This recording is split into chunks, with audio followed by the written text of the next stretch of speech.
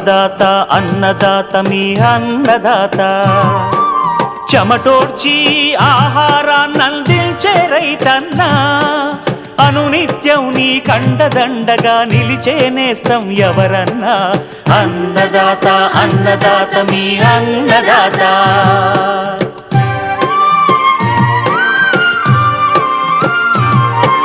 నూతన రీతుల సాగుబడికి నూరింతలు పెరిగే దిగుబడికి సూచనలిచ్చే సస్య రక్షణకు పశు పోషణకి శాస్త్ర విజ్ఞానం అందించి ముందుకు నడిపే తెలుగు రైతు భారతదేశానికి మకుటం అయ్యేలా తీర్చిదిద్దే ఆశయంతో మిమ్ము మేలు కొలిపేది అన్నదాత అన్నదాత అన్నదాత మీ అన్నదాత అన్నదాత అన్నదాత మీ అన్నదాత.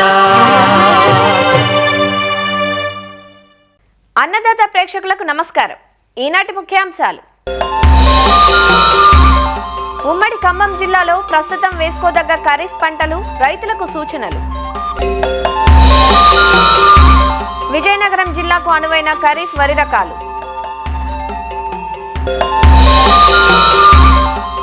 ఇంకా జై కిసాన్ వ్యవసాయ సమాచారం.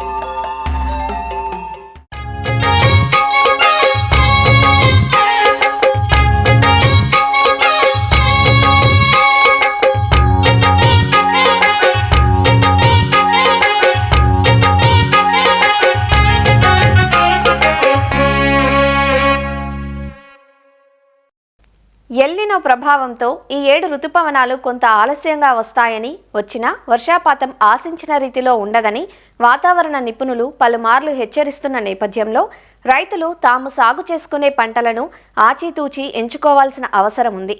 అధిక నీటి అవసరత కల వరికి ప్రత్యామ్నాయంగా ఆరుతడి పంటలు సాగు చేసుకోవడం మేలని శాస్త్రవేత్తలు సూచిస్తున్నారు. ఇక తప్పనిసరి పరిస్థితుల్లో వరి మాత్రమే వేయదగ్గ పొలాల్లో తక్కువ కాలపరిమితి గల రకాలను ఎంచుకోవడం మంచిదంటూ విజయనగరం జిల్లాకు ప్రస్తుత ఖరీఫ్కు అనువైన వరి రకాలు, వాటి గుణగణాలను తెలియజేస్తున్నారు ఆచార్య ఎన్జీ రంగా వ్యవసాయ విశ్వవిద్యాలయం విజయనగరం ఏరువాక కేంద్రం ప్రధాన శాస్త్రవేత్త డాక్టర్ లక్ష్మణ్. మన ఉత్తర కోస్తా జిల్లాల్లోనైతేనేమి, అదేవిధంగా రాష్ట్రంలో ప్రధానమైనటువంటి పంట వరి.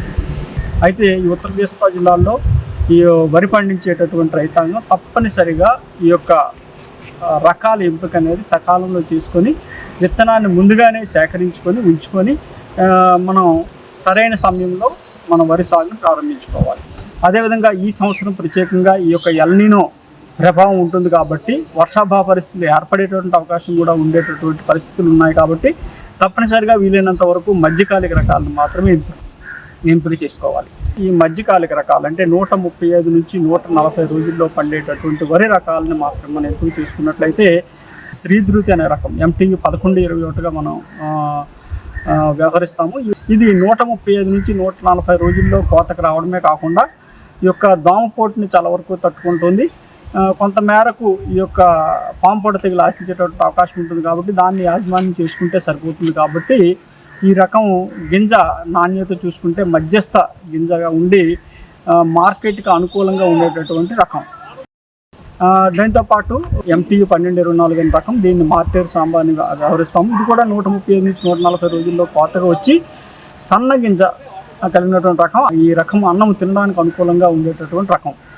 ఇది కూడా దోమపోటును కొంతవరకు తట్టుకోవడమే కాకుండా ఎండాకు తెగులను కూడా మన ఉత్తర కోస్తా జిల్లాల్లో ఆశించకుండా పెరిగేటటువంటి రకం. చేను కూడా పడిపోకుండా ఉండేటటువంటి రకాలు కాబట్టి తప్పనిసరిగా మన ఈ రకాలను మనం ఎంపిక చేసుకోవచ్చు. అంతేకాకుండా ఇదే కాలపరిమితిలో చూసుకున్నట్లయితే MTU 1310 ఇది 2022లో మారిటేర్ వ్యవసాయ పరిశోధనా స్థానం నుంచి విడుదల అవడం జరిగింది.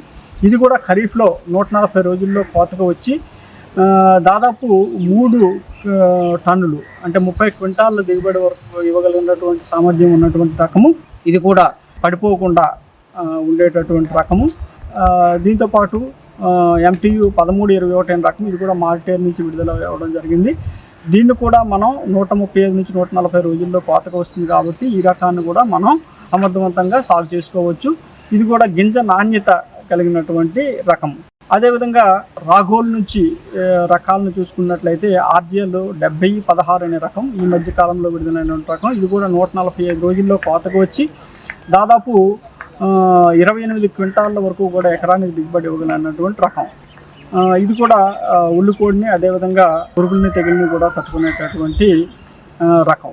అదేవిధంగా DPT 5204 ఇది కూడా మనకి చాలా వరకు అధిక విస్తీర్ణంలో సాగులో ఉంది. ఈ రకం ఏంటంటే సన్న గింజ కలిగినటువంటి అత్యంత అన్నము నాణ్యత కలిగినటువంటి రకము. ఇది అందరికీ తెలిసింది. ఇది 1982లో విడుదలైనటువంటి రకం కాబట్టి ఇది మన ఉత్తర కోస్తా జిల్లాలో 145 రోజుల్లో కోతకు వచ్చేటటువంటి రకం. అయితే ఈ రకం సాగు చేసేటటువంటి రైతులు తప్పనిసరిగా సేంద్రియ ఎరువుల్ని కొంతమేరకు వాడుకొని రసాయనిక ఎరువుల మోతాదు ప్రత్యేకంగా నత్రజని ఎరువుల మోతాదు తక్కువగా వాడుకున్నట్లయితే చీడపీడల నుంచి బారి నుంచి తట్టుకొని మంచి నాణ్యత కలిగినటువంటి పంటనిచ్చేటటువంటి రకం.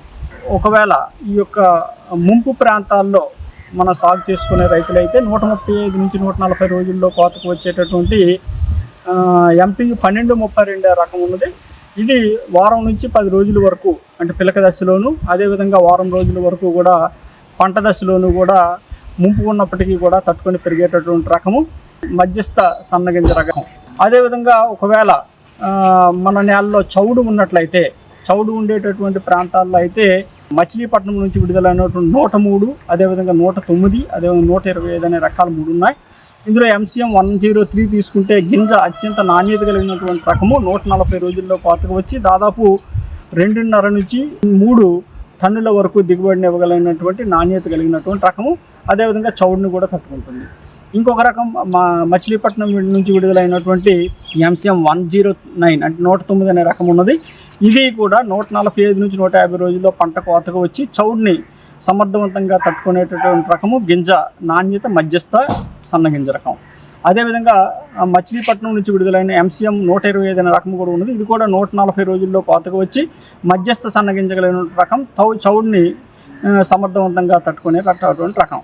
కొన్ని ప్రాంతాల్లో మన ఉత్తర కోస్తా జిల్లాల్లో తోటపల్లి కానీ అదేవిధంగా వివిధ సూక్ష్మనీటి వసతి ఉన్నటువంటి ప్రాంతాల్లో కొంచెం దీర్ఘకాలిక రకాలు 145 150 రోజులు కాలపరిమితి కలిగిన రకాలను వేసుకోవచ్చు. వీటిలో చూసుకుంటే ఇంద్రా అనే రకం MTU 1061 అనే రకం ఉన్నది. ఇది 150 రోజుల్లో కోతకు వచ్చి మధ్యస్థ సన్నగింజ కలిగిన రకం. దాదాపు 32 క్వింటాల వరకు కూడా దిగుబడిని ఇవ్వగలిగిన రకము. ముంపుని పిలక దశలో అయితే 10 రోజుల వరకు అదేవిధంగా పంట దశలో అయితే దాదాపు వారం నుంచి 10 రోజుల వరకు కూడా ముంపుని తట్టుకునేటటువంటి రకం. అదేవిధంగా MTU 1064 అనే రకం ఉంది. ఇది కూడా 150 రోజుల్లో కోతకు వచ్చి మధ్యస్థ సన్నగింజ రకము. ఇది కూడా ముంపుని దాదాపు 10 రోజుల వరకు కూడా తట్టుకునేటటువంటి రకం. ఈ విధంగా రైతులు మన దగ్గర ఉన్నటువంటి వనరులు మనకు కావాల్సినటువంటి కాల పరిమితి వీటిని అనుసరించి సరైన రకాలను ఎంపిక చేసుకుని సాగు చేసుకున్నట్లయితే వచ్చి అదేవిధంగా వీటిలో వచ్చే సాధక బాధకాలను కూడా ముందుగానే తెలుసుకొని తదనుగుణంగా మనం సాగు చేసుకున్నట్లయితే తప్పనిసరిగా అధిక దిగుబడులు సాధించేటటువంటి అవకాశం ఉంటుంది.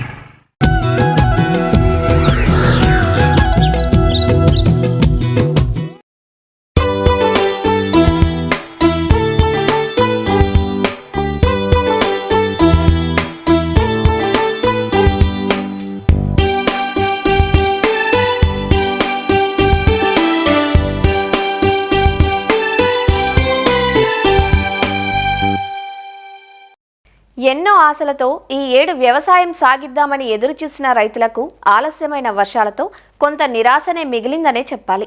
జూన్ 3వ వారానికి వచ్చేసినా ఇంతవరకు ఎక్కడా సరైన వర్షపాతం నమోదు కాలేదు. ఇందుకు ప్రధాన కారణం ఎల్నినో వాతావరణ ప్రభావం. ఈసారి ఎల్నినో ప్రభావంతో వర్షాభావ పరిస్థితులుంటాయంటున్న వాతావరణ శాఖ హెచ్చరికలతో వ్యవసాయ శాఖ ప్రత్యామ్నాయ పంటల ప్రణాళికను సన్నద్ధం చేసింది. వర్షాలు తక్కువగా కురిస్తే వేసుకునే పంటలను అలాగే ఎంచుకున్న పంటల్లో స్వల్పకాలిక రకాలను వేసుకోవడం మంచిదని వ్యవసాయ అధికారులు సూచిస్తున్నారు. ఉమ్మడి ఖమ్మం జిల్లాలో ఖరీఫ్ పంటల సాగుపై ఖమ్మం జిల్లా వ్యవసాయ అధికారి దనసరి పుల్లయ్యతో మా ప్రతినిధి రవిచంద్ర ముఖాముఖి ఇప్పుడు చూద్దాం. ఎల్నినో అందరినీ కలవరపరుస్తుంది. ముఖ్యంగా వర్షాభావ పరిస్థితులు ఉంటాయన్న వాతావరణ శాఖ హెచ్చరికలు తెట్టు రైతాంగం కూడా చాలా కలవరానికి గురవుతుంది. అలాగే మరి దీనికి ప్రత్యామ్నాయ పంటల సాగు అలాగే ముందస్తుగా ప్రణాళిక సిద్ధం చేయమని ముఖ్యమంత్రి ఇప్పటికే అధికారులు జిల్లా వ్యవసాయ అధికారులను ఆదేశించారు. ఆ మేరకు జిల్లా వ్యవసాయ అధికారులు ఏ విధంగా సంసిద్ధమయ్యారు, అలాగే ఏ విధంగా రైతులకు అవగాహన కల్పిస్తున్నారు, అలాగే ఖమ్మం జిల్లాలో ఎలా ఉంది పరిస్థితి, వర్షాభావ పరిస్థితులు అంటే వచ్చే నెల వరకు ఉంటే ఎలాంటి పంటలు వేసుకోవాలి, ఎలాంటి జాగ్రత్తలు తీసుకోవాలన్నది వ్యవసాయ అధికారులు ముందస్తుగా ఒక ప్రణాళికతో సిద్ధమయ్యారు. ఆ ప్రణాళిక ఏంటి అన్నది జిల్లా వ్యవసాయ అధికారి పుల్లయ్యని అడిగి తెలుసుకుందాం. సార్ చెప్పండి, ఇప్పటివరకు మీరు ప్రత్యామ్నాయ ప్రణాళిక సిద్ధం చేశారు, ఎలా ఉండదు? సో మన జిల్లాలో చూసినట్టయితే దాదాపు 7.5 లక్షల ఎకరాలలో వివిధ రకాల పంటలు సాగు చేయడం జరుగుతుంది. అందులో ప్రధానంగా వరి ఒక 3,05,000 ఎకరాలలో సాగు చేయడం జరుగుతుంది. రెండో ప్రధానమైన పంట పత్తి దాదాపు 2,26,000 వరకు సాగు చేయడం జరుగుతుంది. దాని తర్వాత పెసర ఇవన్నీ ఉంటాయండి. ప్రధానంగా రైతులందరూ కూడా ఇప్పుడే ఈ మధ్య పడుతున్న తొలకరి వర్షాలకు వాళ్ళందరూ కూడా విత్తనాలు వేసుకోవడం జరుగుతుంది. మేము కూడా ఈ తొలకరి వర్షాలకి తొందరపడి విత్తనాలు వేసుకోవద్దని కూడా మనం అన్ని చోట్ల కూడా గ్రామ సభలలో కూడా మీటింగ్స్ పెట్టి రైతులకు అవేర్నెస్ చేయడం జరిగింది. అట్లాగే రైతు వేదికల ద్వారా కూడా చెప్పడం జరిగింది. సో రైతులందరూ కూడా మనము జూలై 15th వరకు కూడా పత్తి పంటను వేసుకోవడానికి అనుకూలంగా ఉంటుంది. కాబట్టి రైతులందరూ కూడా ఒక 60 నుండి 70% వరకు పడినంత తర్వాతనే విత్తనాలు వేసుకోవాలని కూడా రైతులందరికీ సూచించడం జరుగుతుంది. కాబట్టి రైతులు కూడా తొందరపడి విత్తనము అంటే సరిగైన తేమ లేకపోతే మొలవడము ఇబ్బంది అవుతుంది. కాబట్టి 60 నుండి 70 పడిన తర్వాతనే విత్తుకోవాలని కూడా సూచించడం జరిగింది. వరి పంట కూడా మనము ఈ జూలై 15th తర్వాత 30 వరకు వర్షాలు తగినంత ఉంటే కూడా మనము షార్ట్ డ్యూరేషన్ వెరైటీలు వేసుకోమని చెప్తున్నాము. నాట్లు వేయకుండా డైరెక్ట్ సీడింగ్ అంటే వెదజల్లే పద్ధతి ద్వారా కూడా మనం వేసుకోమని చెప్పడం జరుగుతుంది. విత్తనాలు అందుబాటు ఎలా ఉంది సార్? సో విత్తనాలు కూడా మనకు కావాల్సిన కాటన్ పాకెట్స్ దాదాపు 6 లక్షల పాకెట్లు మనకు అవసరం పడుతుంది. దానికి దగ్గర 4.5 లక్షల పాకెట్లు కూడా మనం ఇప్పటికే తెప్పించడం జరిగింది. విత్తనం ప్రాబ్లం ఏం లేదండి. అట్లాగే వరి విత్తనాలు కూడా మనం సఫిషియెంట్ కూడా తెప్పించడం జరుగుతుంది. దాంట్లో కూడా మనకి ఇబ్బంది ఏం లేదు. ఈ సంవత్సరం టెంపరేచర్స్ కూడా చాలా హైలో ఉండడం వల్ల కూడా గ్రౌండ్ వాటర్ కూడా బోర్లలో కూడా చాలా తగ్గిపోయే అవకాశం ఉంటుంది. కాబట్టి అలాంటి ప్రాంతాలలో కూడా మనం రైతులకు ప్రత్యేకంగా ఒక షెడ్యూల్ తయారు చేసుకొని తక్కువ నీటిని యూజ్ చేసుకునే పెసర మినుము ఇలాంటి కందుల్ని ఇలాంటివి కూడా వేసుకోమని చెప్తున్నాము. కాలువ చివరి భూమిలో కూడా వాళ్ళు కూడా మీరు తొందరపడి వరి వేసుకోకుండా ఇలాంటి పప్పు ధాన్యాలు సాగు చేయమని మనం అందరూ కూడా అవేర్నెస్ చేయడం జరుగుతుందండి. ఒకవేళ బోర్ల కింద సాగు చేసే వరి రైతులు ఉన్నా కూడా వాళ్ళకి 5 ఎకరాలు ఉంటే ఒక 2 ఎకరాల వరకే మనము వరి వేసుకొని వెదజల్లే పద్ధతులు వేసుకొని తర్వాత ఒక 3 ఎకరాలు ఉంటే దాన్ని కూడా మనం పప్పు దినుసులు సాగు చేసుకోమని వాళ్ళందరికీ విస్తృతంగా చెప్పడం జరిగింది. అవగాహన కార్యక్రమం ఎంతవరకు వారికి చేరుతున్నాయి, అలాగే వారికి ఫోన్ ద్వారా ఏమైనా సమాచారం అదేంటి అంటే ఎప్పటికప్పుడు కూడా మనకు రైతులు కూడా వాట్సాప్ గ్రూప్ ద్వారా కూడా స్టేట్ లెవెల్ నుంచి వెళ్ళే వాళ్ళకి వాతావరణానికి సంబంధించిన సూచనలు కూడా రెగ్యులర్గా ప్రతి రైతు కూడా ఎవరైతే మనం రైతు బంధు పోర్టల్లో ఉన్న రైతులందరికీ వాళ్ళ మొబైల్ నెంబర్స్ ఏదైతే మేము అప్డేట్ చేసినామో ఆ నెంబర్ వాళ్ళ రైతులందరూ కూడా ఎప్పటికప్పుడు కూడా వాళ్ళ వాతావరణ సూచనలు వాళ్ళ ప్రాంతంలో ఎప్పుడు వర్షం పడబోతున్నది కూడా ఏ పంటలు వేయాలనేది కూడా దానికి సంబంధించిన సూచనలు కూడా రెగ్యులర్గా వాళ్ళు అందజేయడం జరుగుతుందండి. కలెక్టర్ గారి ఆదేశాల మేరకు వీడియోస్ కూడా తయారు చేసి అన్ని వాట్సాప్ గ్రూపులలో మీడియా అలా అన్ని చోట్ల కూడా మేము విస్తృతంగా ప్రచారం చేయడం జరుగుతుంది. ధన్యవాదాలండి.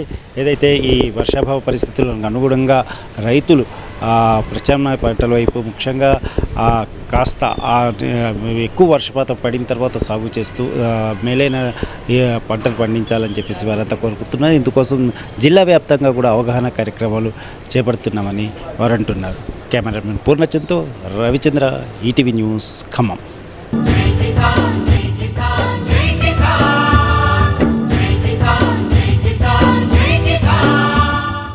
వ్యవసాయ సమాచారం ఇప్పుడు జై కిసాన్లో చూద్దాం. ఆధునిక సాంకేతిక పరిజ్ఞానం అందుబాటులోకి తీసుకొచ్చి వ్యవసాయ రంగాన్ని లాభసాటిగా మార్చడమే లక్ష్యంగా ఆంధ్రప్రదేశ్లోని కూటమి ప్రభుత్వం పనిచేస్తోంది. 2 ఏళ్ల పాలనా విజయోత్సవాల సందర్భంగా ప్రకాశం జిల్లాలో వ్యవసాయ శాఖ అనుబంధ శాఖల సమన్వయంతో స్టాళ్లను ఏర్పాటు చేసింది. యంత్రాలు, నూతన వంగడాలు, నానో ఎరువులు, బయో ఎరువులు, విత్తనాలు, సేంద్రియ ఉత్పత్తులు, చిరుధాన్యాల స్టాళ్లు అందరినీ ఆకట్టుకున్నాయి. ఈ కూటమి ప్రభుత్వం వచ్చిన తర్వాత ముఖ్యంగా సూపర్ 6లో భాగంగా మనకి అన్నదాత సుఖీభవ పిఎం కిసాన్ ప్రోగ్రాం అనేది పెట్టడం జరిగింది. సంవత్సరానికి 20,000 చేయడం జరిగింది. రైతులకి 3 విడతల్లో ఈ సాయాన్ని అందించడం జరుగుతూ ఉంది. రైతులకి సాంకేతిక పరిజ్ఞానాన్ని రైతు దగ్గరికి చేర్చాలనే ఉద్దేశంతో పొలం పిలుస్తుంది అనే ఒక ప్రోగ్రాంను పెట్టడం జరిగింది. తద్వారా ఈ ఎవరైతే ఎక్స్టెన్షన్ ఆఫీసర్స్ ఉన్నారో ముఖ్యంగా వ్యవసాయ మరియు అనుబంధ శాఖల అధికారులు అందరూ కూడా మంగళ బుధవారాల్లో గ్రామానికి వెళ్ళి ముందు ఫీల్డ్ విజిట్ చేసుకొని తర్వాత గ్రామ సభలో రైతులందరితో సమావేశపరిచి ఆ గ్రామంలో ఏం పంటలు వేశారు, ఏమి పురుగు తెగులు వచ్చింది, వాటికి ఏం సస్యరక్షణ చేయాలా, నెలవారీగా వారం వారీగా ఏమేం చేయాలా, ఏ విధంగా చేస్తే మనకి మంచి దిగుబడి తీసుకోవచ్చు అనే విషయం మీద కూలకషంగా రైతులతో చర్చించి వాళ్ళకి వ్యవసాయ అనుబంధ శాఖల అధికారులందరూ కూడా ఆ సలహాలు సూచనలు ఇవ్వడంతో పాటు పథకాల గురించి కూడా వివరించడం జరుగుతుంది. ప్రకాశం జిల్లాలో 2024-25 మరియు 25-26 సంవత్సరంలో మొత్తం 9,300 మంది రైతులకు గాను 19,9,00,000 రూపాయల సబ్సిడీతో డ్రిప్ ఇరిగేషన్ మరియు స్ప్రింక్లర్స్ అనేది ఇక్కడ రైతాంగానికి అందించడం వల్ల రైతులు వారు పండించేటువంటి పంటల్లో ముఖ్యంగా నీటి ఆదా చేసుకోవటం, ఎరువుల వాడకం తగ్గించడం మరియు కూలీల ఖర్చులు కూడా తగ్గించి తక్కువ పెట్టుబడితో వాళ్ళు ఈ 2 సంవత్సరాల్లో అధిక దిగుబడి సాధించి రైతాంగం పంటలు పండించడం జరిగింది.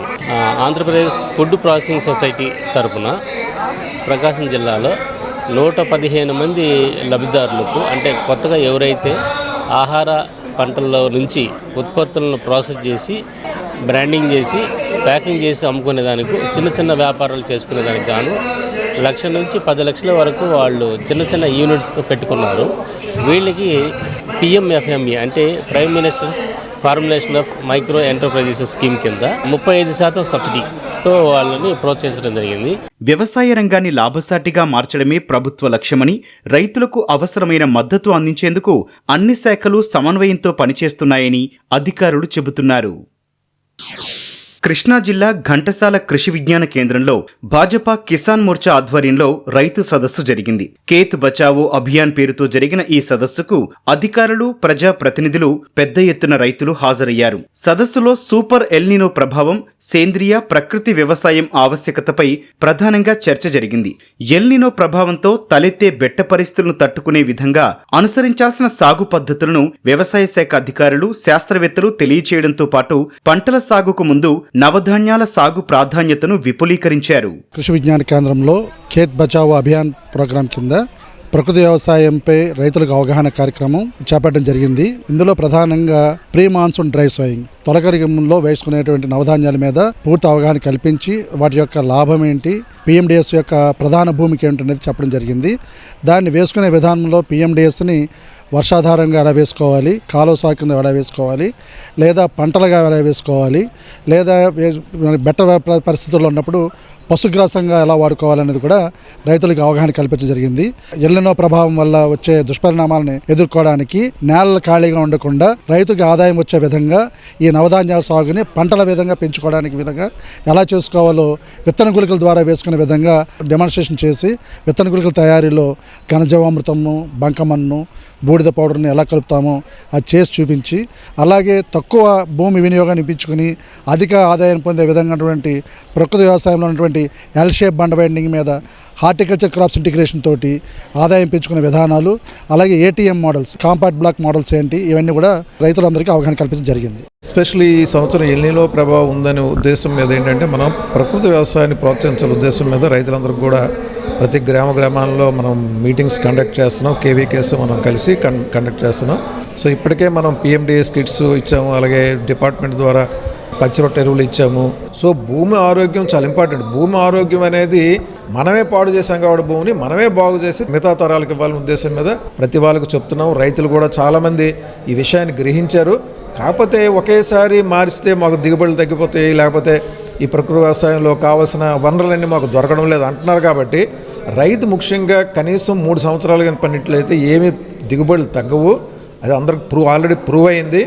కనీసం ఎకరాలు లేకపోయినప్పుడు కూడాను వాళ్ళ ఇంటికి తినడానికి కోసమైనా వేసుకోవాలి. అలాగే మన కలెక్టర్ గారు కూడా ఎల్ షేప్ బండ్స్ కూడా మనకి ఉపాధి హామీలో శాంక్షన్ చేశారు. కాబట్టి అవి కూడా మనం వేయించుకొని ఆ గట్ల మీద మనకు కావాల్సిన కూరగాయలు కానీ, లేకపోతే కంది కానీ, పెసలు కానీ, మినువులు కానీ, అరటి కానీ, పపాయ మొక్కలు కానీ ఇట్లాంటివి ఏమైనా వేసుకున్నట్లయితే మనకి మెయిన్ ఏంటంటే అవశాశ లేని ఆహారం, ప్రకృతి అందించే ఆహారం మనం తినట్లయితే మన ఆరోగ్యం బాగుంటుంది.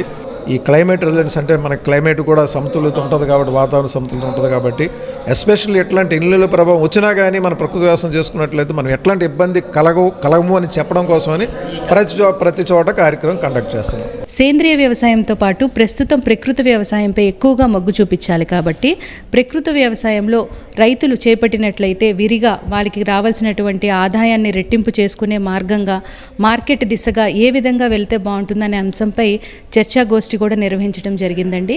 ప్రస్తుతం ఈ సంవత్సరం మాత్రం 2 అంశాలపై ఎక్కువగా ఫోకస్ చేయడం జరిగిందండి. మొదటిది పప్పు ధాన్యాలు ఎగుమతి చేసే విధంగా ఒక సాంకేతికపరమైన సూచనలు ఇస్తూ రైతుల్ని మేళవించుకొని ఎక్స్పోర్ట్ క్వాలిటీ పెంచే విధంగా పప్పు ధాన్యాలను సాగు చేసే విధంగా ఒక స్కీమ్ తీసుకురావడం జరిగింది. అలానే ఎప్పటి నుంచో ఉంది మనకి సహజ వ్యవసాయం లేదా ప్రకృతి వ్యవసాయం. కానీ ఈ ప్రకృతి వ్యవసాయాన్ని మరింత బలోపేతంగా తీసుకురావాలి అంటే చర్చాగోష్ఠి కార్యక్రమంలో కానీ, కార్యశాలలు కానీ, వర్క్షాప్స్ ఇవన్నీ కూడా చేపట్టడం జరుగుతుంది.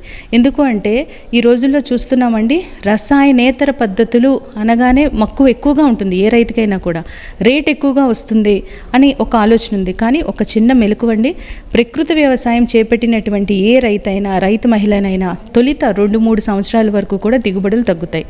కానీ దిగుబడులు తగ్గినా వాళ్ళకి మొదటి సంవత్సరంలోనే సర్టిఫికేట్ చేయించుకున్నట్లయితే స్కోప్ సర్టిఫికేట్ వస్తుందండి. తర్వాత 2-3 సంవత్సరాల లోపు కనుక ఇదే విరిగా వాళ్ళు ప్రకృతి వ్యవసాయం కానీ, సేంద్రియ వ్యవసాయం కానీ చేపట్టినట్లయితే మనకి సర్టిఫికేషన్ రావడం జరుగుతుంది. ఒక్కసారి సర్టిఫికేషన్ వచ్చినట్లయితే నేరుగా వాళ్ళు ఏ మార్కెట్లోనైనా మనకి ఆర్టిఫిషియల్ ఇంటెలిజెన్స్ని యూజ్ చేసుకుంటూ మనం మార్కెటింగ్ చేసుకోవచ్చు. సదస్సు నిర్వహణపై రైతులు సంతృప్తి వ్యక్తం చేశారు. ఇప్పటికే సహజ విధానాల్లో సాగు చేస్తున్నామని, అధికారుల సూచనలతో మరిన్ని మెళకువలు నేర్చుకుంటున్నామంటున్నారు. ప్రీ మాన్సూన్ డ్రై సోయింగ్ వేయాలని, ప్రతి ఒక్క రైతు కూడా ఆరోగ్యంగా ఉండాలని, తన పంటను కూడా ఆరోగ్యంగా పండించాలని ఈ సదస్సు చాలా ఉపయోగకరంగా ఉంది. మాకు ఈ సదస్సులో తెలియజేసిన విషయాలైతే నేను ఇప్పటికి కొంత నేర్చుకున్నాను. కానీ ఇంకా ఇక్కడ నాకు ఉపయోగపడే అంశాలే చెప్పారు. వాటిని నేను తప్పకుండా కూడా పాటిస్తా. అలానే పొలంలో PMDS అనేది వేయమన్నారు. 32 రకాల PMDS విత్తనాలు అనేది మేము గత 4 సంవత్సరాల నుంచి అది వాడుతున్నాము. ఈ సంవత్సరం ఏంటంటే వర్షాలు తక్కువ ఉంటాయి అన్న ప్రభావంతో ఇంకా ఇక్కడ చెప్పిన అంశాలు అన్నీ కూడా నేను నోట్ చేసుకున్నాను. వాటిని నేను తప్పకుండా పాటిస్తాను. ముఖ్యంగా ఏంటి అంటే ప్రకృతి వ్యవసాయంలో సుభాష్ పాలేకర్ గారు ఇచ్చిన పిలుపు ఏంటంటే గ్రామాల డబ్బు గ్రామాల్లో, పట్టణాల డబ్బు గ్రామాలకి, విదేశాల డబ్బు గ్రామాలకి. అంటే ప్రకృతి వ్యవసాయం ద్వారా చేసుకుంటే పండిస్తే పంటలు రూపాయి ఖర్చు చేయాల్సిన అవసరం లేదు. పురుగు మందులు కానీ, లేదు అంటే ఎరువుల గురించి లక్షల కోట్లు కేంద్రం బడ్జెట్ పెట్టాల్సిన అవసరం లేదు. గ్రామంలోనే రైతు తన చుట్టూరు దొరికే వనరులతో పండించుకోవచ్చు. ఆ రకంగా రూపాయి ఖర్చు లేకుండా కష్టపడి చేసుకోవచ్చు అనేది తెలియజేశారు. అదే ఇప్పుడు ఇంకా PMDS కిట్ల ద్వారా భూమిని ఇంకా సారవంతంగా చేసుకోవచ్చు. అది అట్లా చేసుకోవడం వలన ఇంకా అధిక దిగుబడులు వస్తున్నాయి. రైతు ఆదాయం రెట్టింపు అవ్వాలన్న ఉద్దేశంతో ఇవాళ ఇక్కడ ఘంటసాలలో మనకి మంచి సూచనలు తెలియజేస్తున్నారు. ఈ ప్రాంతంలో ప్రకృతి వ్యవసాయం కానీ, అట్లాగే సుభాష్ పాలేకర్ చూసిన జీరో బడ్జెట్ వ్యవసాయం కానీ ఈ ఘంటసాల ప్రాంతం నుంచి ప్రత్యేకంగా గతం నుంచి కూడా అనేక మంది రైతులు కానీ, ప్రముఖులు కానీ ప్రయత్నం చేయడం జరిగింది. మరి ప్రకృతి వ్యవసాయం కూడా ఇక్కడ ఘంటసాలలో అయితే ఈరోజు కూడా సేంద్రియ వ్యవసాయం చేయటంలో ఘంటసాల కానీ, దీని చుట్టుపక్కల గ్రామాల రైతులు కానీ చాలా ముందున్నారు. ఎక్కువ మంది అని అనలేం కానీ ఇతర చోట్లతో పోల్చుకుంటే ముందున్నారని చెప్తాం. ప్రకృతి, సేంద్రియ విధానాల్లో సాగైన పంట ఉత్పత్తుల ప్రదర్శన, డ్రోన్ ద్వారా విత్తనాలు, మందుల పిచికారీ, విత్తన బంతుల తయారీపై అధికారులు, శాస్త్రవేత్తలు రైతులకు క్షేత్రస్థాయి ప్రదర్శన నిర్వహించారు. మరిన్ని విభిన్న అంశాలతో రేపటి అన్నదాతలో మళ్ళీ కలుసుకుందాం. నమస్కారం.